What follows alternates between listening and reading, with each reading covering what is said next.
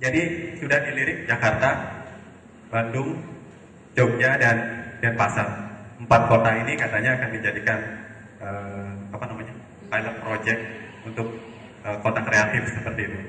Kalau Jakarta udahlah musik, tahu ya, musik, film, sinetron, Amira, pasti tahu Amira ya. Kalau enggak berarti kuliahnya malam, jarang nonton TV jam segitu. Oke, itu industri kreatif, bidang movie, Anang Hermansyah sama Syahrini, itu semua industri kreatif juga, kalaupun agak renggang sekarang ya, karena jarang ketemu balik. Nah kemudian Bandung di software dan juga fashion, kan Bandung banyak industri riset dan sebagainya. Kemudian Jogja dan Denpasar. Mudah-mudahan kita bisa mengisi Denpasar ini dengan menjadi kota kreatif berbasis teknologi.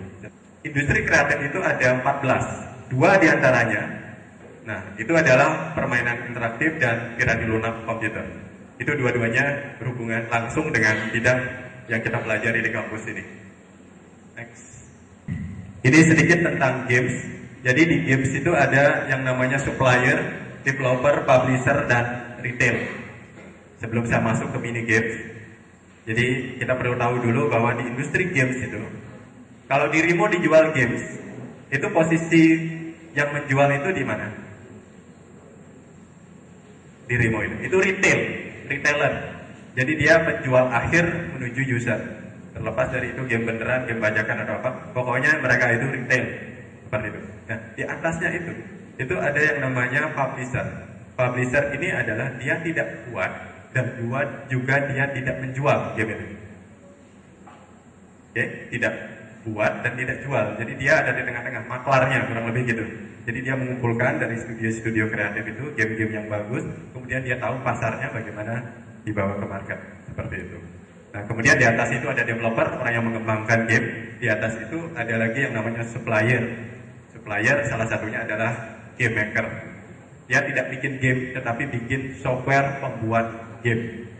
Microsoft juga punya XNA dengan C++, C#-nya. Itu juga adalah game supplier. Oke, silakan. Sekarang kita masuk ke mini games yang minggu depan ada workshopnya. Nah, mini games itu mulai berkembang karena seolah-olah menjadi alternatif dari game-game berat yang berbasis 3D. Ini adalah game-game simple yang unsur kreativitasnya tinggi, bisa dibikin dengan cepat, ringan, kadang-kadang beberapa kilobyte saja, ratusan kilobyte, tidak sampai bermega-mega, bisa di-play di internet dengan mudah dan sebagainya. Kemudian masuk ke handphone, ke PDA dan sebagainya. Salah satunya bisa adik-adik lihat nanti sampel-sampelnya ada di miniclips.com. Nah, ini ada juga yang namanya mouse breaker. Sampelnya banyak sekali. Kemudian Picto Games.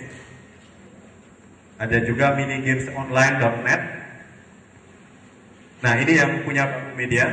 Silakan masuk ke www.bangkumedia.net. Di sana ada untuk gamesnya ini.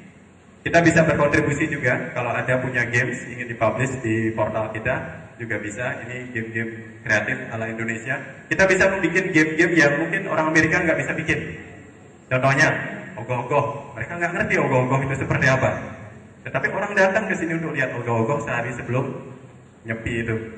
Nah, kalau kita bisa bikin game tentang ogoh-ogoh, tentang penjor, tentang apa, mereka nggak tahu. Karena mereka bukan orang lokal sini, tetapi budaya kita jual dengan sebuah permainan. Kecil filenya di-upload di Facebook sebagai sebuah permainan, kemudian dibikin blognya dan sebagainya. Itu terbuka sekali peluang untuk kita berkreasi dengan bidang ini. Dan tidak terlalu sulit, karena yang diperlukan, satu, bisa punya ide games, kemudian drawing dan programming. Ya. Ada pada slide berikutnya. Silakan. Nah, ini dia. Nah, ini basic skill yang akan dipelajari di workshop yang minggu depan. Creative idea itu diperlukan pertama, harus punya ide dulu, seperti yang saya cerita tadi. Kemudian ada kemampuan untuk drawing, menggambar, kemudian flash scripting dan programming. Kalau Anda nggak bisa gambar nggak apa-apa. Anda lebih ke IT engineer-nya, Anda mungkin di programming-nya. Tetapi untuk drawing mungkin ada dari anak-anak diploma atau malah SMK. Yang kreativitasnya sangat bagus di drawing seperti itu. Nah, ini ada 7 lesson yang akan atau pelajaran yang akan dibahas pada workshop minggu depan. Oke, kira-kira itu yang bisa saya sampaikan, tapi sebagai penutup, saya akan coba play sebuah movie lagi. Jadi di awal saya awali dengan movie, di akhir saya akan akhiri juga dengan sebuah movie. Movie ini bercerita tentang pembuatan sebuah film animasi yang sering kita lihat di TPI dulu. Sekarang namanya apa? Ya, kalau masalah TV semua gaul semua ya. Oke, emang eranya TV sekarang. Tahu ya apa ini? Ya. Kita akan lihat King of Little Krishna.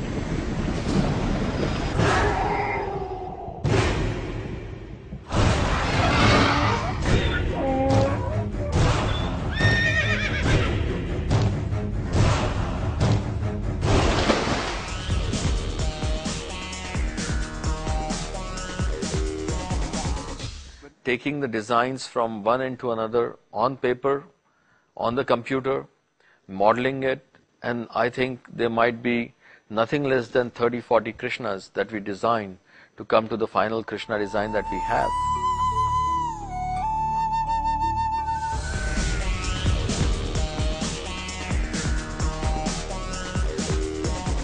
And to establish Nanda's palace in a larger way, that was the key point of the Vrindavan. And where every road, every small area from where we can see Nanda Palace from any angle.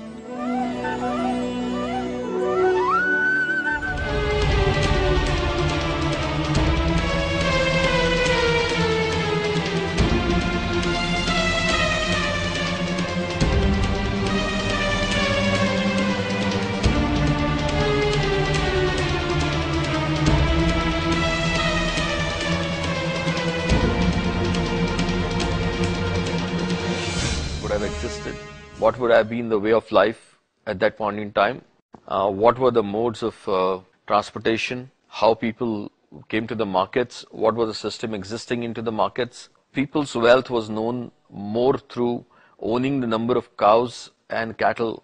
The milk and butter was a main source of income and a trade at that point in time. Very interesting, like with Krishna fight with demon, he's inside water. They have like poison feel, greenish light, dramatic lighting to get final look and feel on the screen how it will look. Forgiveness, Krishna. India sudah membuktikan, ini perusahaan namanya Big Animation yang membuat ini. Timnya banyak sekali dan sebagainya.